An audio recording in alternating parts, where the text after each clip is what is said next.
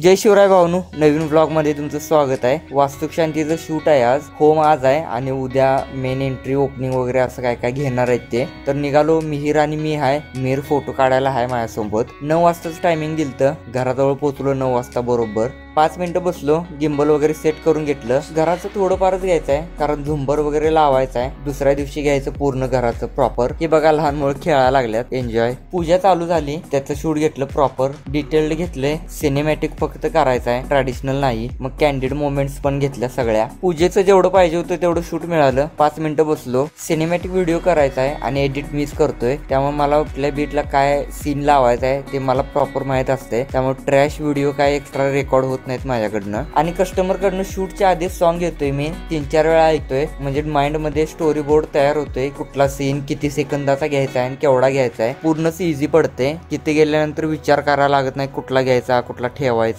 सगळंच घेऊ का निम्म ठेवू का। एकदम पिन पॉइंट आणि ऍक्युरेटच रेकॉर्डिंग करतोय। तिथलं शूट आवरलं, 2 वाजत बाहेर पडायला। घरी आलो, संध्याकाळी बर्थडेचं शूट होतं भाऊचीला, त्यामुळे जेवलो, थोडा वेळ झोपलो आणि 4 वाजता जिमला गेलो। जिम झाली, आवरून भाऊचीकडे निघालो। 6 वाजताचं टायमिंग दिलतं। हा ब्लॉग इथे संपतोय, भेटू आपण पुढच्या ब्लॉग मध्ये। लाईक आणि फॉलो करा।